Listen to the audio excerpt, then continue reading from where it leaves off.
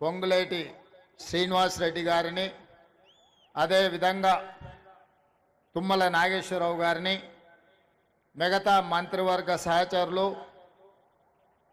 శాసనమండలి సభ్యులు, శాసనసభ్యులు, తెలంగాణ రాష్ట్ర ఐఏఎస్, ఐపీఎస్, ఐఎఫ్ఎస్ అధికారులు, ఈరోజు ఇక్కడ చూస్తుంటే కృష్ణా గోదావరి నదులు హైదరాబాదు నగరంను ప్రవహిస్తే ఎలా ఉంటుందో తెలంగాణ నలుమూలల నుంచి మా ఆడబిడ్డలు తెలంగాణ తల్లి విగ్రహావిష్కరణలో పాల్గొని ఈ కార్యక్రమం ఒక అద్భుతమైన కార్యక్రమంగా చరిత్ర పుటలలో శాశ్వతంగా నిలిచిపోయే విధంగా ఇందులో పాల్గొన్న ప్రతి ఒక్కరికి మనస్ఫూర్తిగా నా శుభాకాంక్షలు. మొదటి సంవత్సరం పూర్తి చేసుకుంటున్న సందర్భంలో పెద్దలు అందశ్రీ గారిని, మిత్రులు principal incharge vice chancellor JNTU fine arts college and architecture Gangadhar గారిని, శిల్పి రమణారెడ్డి గారిని ఈ సందర్భంగా సన్మానించుకోవడం, తెలంగాణ కవులు కళాకారులకు సముచితమైన స్థానం ఇవ్వాలన్న ఆలోచన ఈ రాష్ట్ర ప్రభుత్వం చేపట్టడం చాలా ముఖ్యమైన అంశం. మిత్రులారా, ఏ ప్రాంతానికైనా ఈ భూలోకంలో గుర్తింపు, అస్తిత్వం తల్లి. మన సంస్కృతికి, సాంప్రదాయాలకి ప్రతిరూపం తల్లి. 4 కోట్ల తెలంగాణ ప్రజలు దశాబ్దాల కాలం పాటు పోరాటం చేసి అమరులై సాధించుకున్న తెలంగాణ రాష్ట్రంలో ఈరోజు మన తెలంగాణ తల్లిని ప్రతిష్ఠించుకోవడం మనందరికీ గర్వకారణం. ఈ సందర్భంగా ఉమ్మడి రాష్ట్రంలో సమైక్య పాలనలో ఆనాడు తెలంగాణ సంస్కృతి మీద, సాంప్రదాయాల మీద దాడి చేయడమే కాదు, హవయేళన చేస్తూ తెలంగాణ ప్రజల్ని అవమానించిన సందర్భాలు ఎన్నో మనం చూసినాం. అక్కడి నుంచి విద్యార్థి ఉద్యమకారులు అమరులై సాధించుకున్న తెలంగాణ రాష్ట్రంలో 10 సంవత్సరాలు తప్పకుండా తెలంగాణ సంస్కృతి పునరుజ్జీవింపబడుతుంది, మన తల్లిని గౌరవించుకుంటామని ఆలోచన చేసినాం. కానీ ఒక వ్యక్తి, ఒక కుటుంబం, ఒక రాజకీయ పార్టీ తమ గురించి మాత్రమే ఆలోచన చేసి 4 కోట్ల తెలంగాణ ప్రజల యొక్క ఆకాంక్ష పట్ల నిర్లక్ష్యం వహించడం వల్ల ఈనాడు ప్రజాప్రభుత్వం తెలంగాణ రాష్ట్రంలో ఏర్పడ్డ తర్వాత తెలంగాణ రాష్ట్రంలో తెలంగాణ ప్రజల యొక్క ఆకాంక్ష నెరవేర్చాలన్న ఆలోచనతో నా సహచర మంత్రివర్గ సహచరులందరూ సంపూర్ణమైన సహకారంతో ఈరోజు ఈ కీలకమైన నిర్ణయాలు మనం తీసుకోవడం జరిగింది. మిత్రులారా, ఆనాడు మీకు అందరికీ తెలుసు, తెలంగాణ రాష్ట్రంలో ఉద్యమం ఉవ్వెత్తున లేచినప్పుడు తెలంగాణ యువకులు ముఖ్యంగా తాము తిరిగే బండి మీదనే కాదు, తమ గుండెలపై టీజీ అని రాసుకొని తాము కట్టెల్లో కాలిన శాశ్వతంగా పచ్చబొట్టు పొడిపించుకున్న టీజీ ప్రజలకు శాశ్వతంగా గుర్తింపు ఉండాలి అని ఆనాడు టీజీ తెలంగాణ యువకులు గుండెల మీద రాయించుకున్నారు. కానీ తెలంగాణ రాష్ట్రం ఏర్పడ్డ తర్వాత ఆనాటి ప్రభుత్వం తెలంగాణ రాష్ట్రం అంటే టీజీ అని కాకుండా టీఎస్ అని నామకరణం చేయడం ద్వారా తెలంగాణ ఉద్యమకారుల ఆకాంక్షను ఆనాటి ప్రభుత్వము నిర్లక్ష్యం చేసింది. అందుకే ప్రజాప్రభుత్వం ఏర్పడిన తర్వాత ఏ ఉద్యమకారులు, ఏ అమరవీరులు తమ గుండెలపై టీజీ అని రాసుకున్నారో ఆ టీజీనే తెలంగాణ రాష్ట్ర ప్రభుత్వం ఆమోదింపజేయడం ద్వారా తెలంగాణ ప్రజల యొక్క ఆకాంక్షను శాశ్వతంగా పదిలపరిచింది. ఇదే కాదు, ఈనాడు ఇక్కడున్న నిరుద్యోగ యువకులు, ఉద్యమకారులు, విద్యార్థులందరికీ తెలుసు. అదే కాదు, ఉస్మానియా యూనివర్సిటీ, కాకతీయ యూనివర్సిటీ గోడల మధ్య మారు మ్రోగుతున్నది ఈ రోజుకు కూడా జయ జయ హే తెలంగాణ జనని జయ కేతనమని.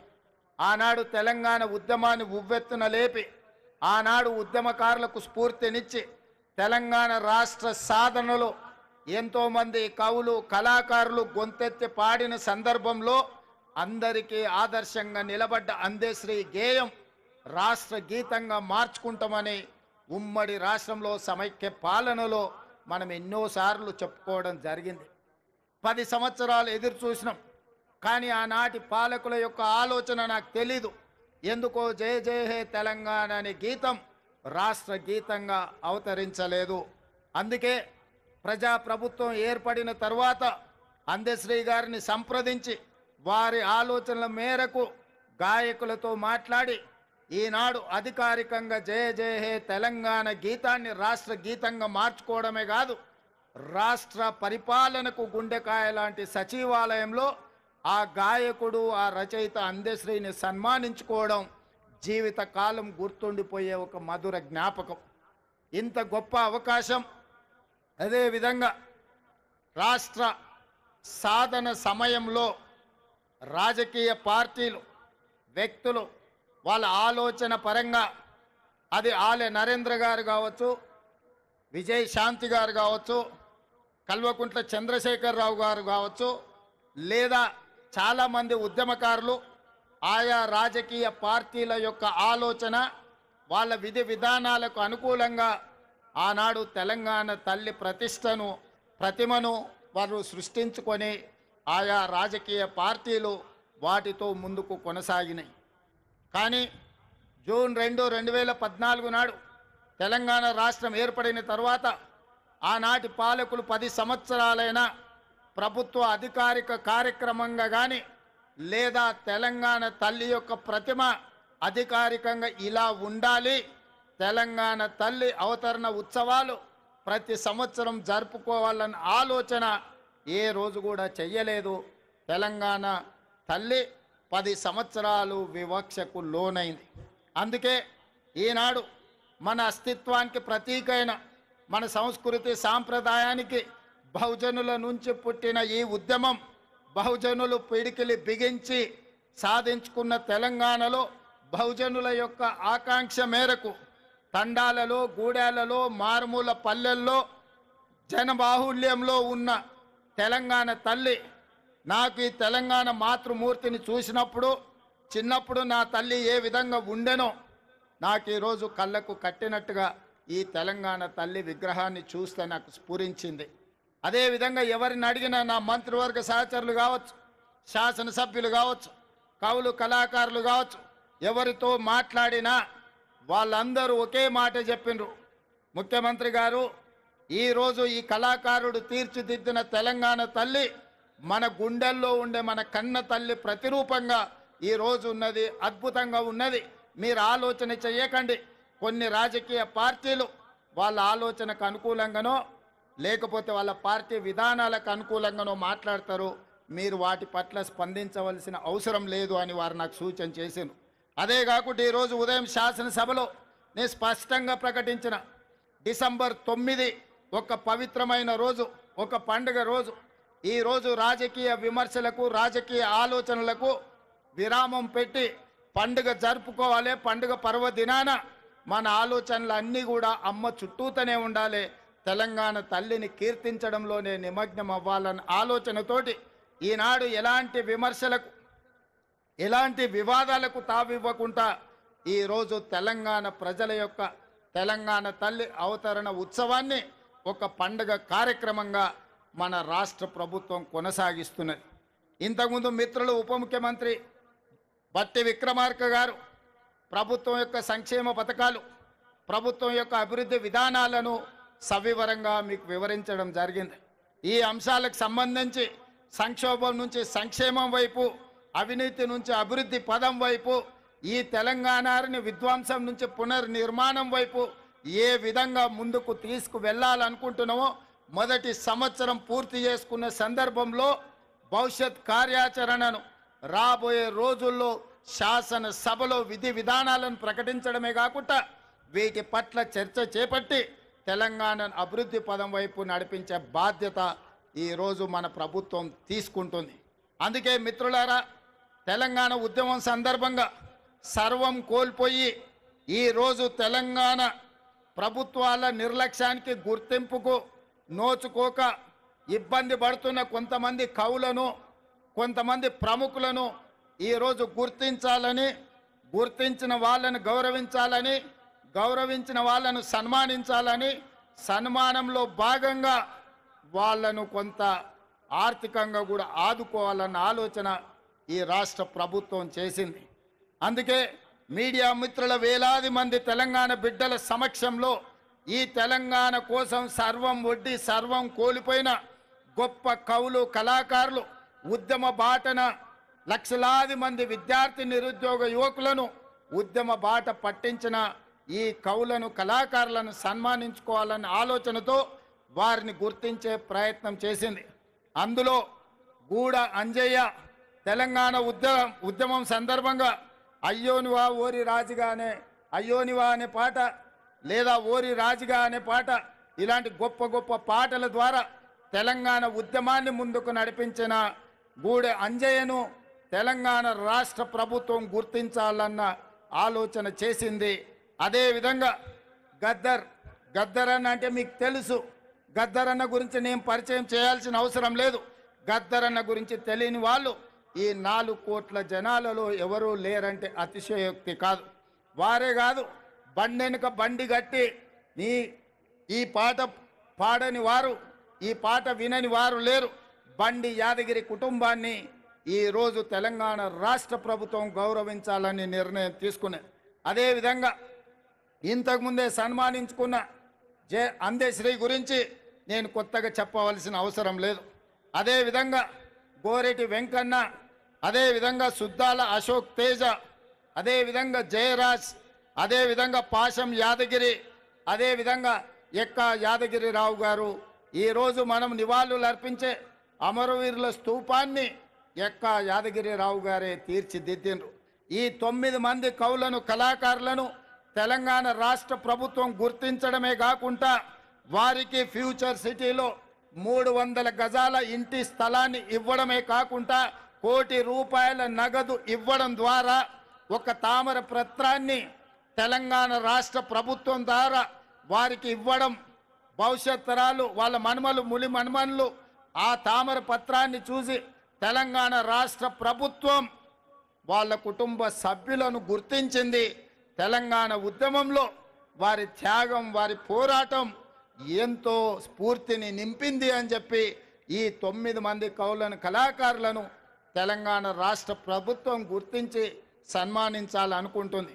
అందుకే వారికి తామర పత్రాన్ని రాష్ట్ర ప్రభుత్వం అధికారికంగా అందించడమే కాకుండా వారికి ఒక ఇంటి స్థలాన్ని, వారికి ₹1 కోటి నగదును వారికి ఇవ్వడం ద్వారా ఈ ప్రభుత్వం, ఈ 4 కోట్ల తెలంగాణ ప్రజలు మీ త్యాగాలను మరవలేదు, మీ త్యాగాలు చరిత్ర పుటలలో, మీ పోరాటాలు మా మెదళ్ళలో శాశ్వతంగా ముద్రించుకుంటాము. మిమ్మల్ని గుండెల్లో పెట్టి చూసుకోవడమే కాదు, 4 కోట్ల తెలంగాణ ప్రజలు, తెలంగాణ రాష్ట్ర ఆకాంక్ష ఉన్న ప్రతి వాడు మిమ్మల్ని భుజాల మీద మోస్తారు అనే ఒక సందేశాన్ని అందించడం కోసమే ఈరోజు వీళ్ళను గుర్తించడం జరిగింది. వాళ్ళకి ఇంటి స్థలమో లేకపోతే ₹1 కోటి ఆర్థిక ప్రయోజనం కోసమో ఈ రాష్ట్ర ప్రభుత్వం ఈ కార్యక్రమాన్ని చేపట్టలేదు. 4 కోట్ల తెలంగాణ ప్రజలు మీ త్యాగాన్ని, మీ సర్వం వడ్డడం వల్ల ఈరోజు తెలంగాణ రాష్ట్రం వచ్చింది. అందుకే ఈ రాష్ట్ర ప్రభుత్వం మిమ్మల్ని గుర్తిస్తుంది, గౌరవిస్తుందన్న సంకేతాన్ని ప్రపంచానికి అందించడం కోసమే ఈరోజు ఈ కార్యక్రమాన్ని తీసుకున్నాం. పెద్ద ఎత్తున ఇక్కడికి వచ్చేసిన వేలాది మంది చప్పట్ల ద్వారా ఈ కవులను, కళాకారులను అభినందించాల్సిందిగా మీ అందరికీ నేను విజ్ఞప్తి చేస్తున్నా. మిత్రులారా, కొద్దిమందికి బాధ ఉండొచ్చు, ఆవేదన ఉండొచ్చు, దుఃఖం ఉండొచ్చు.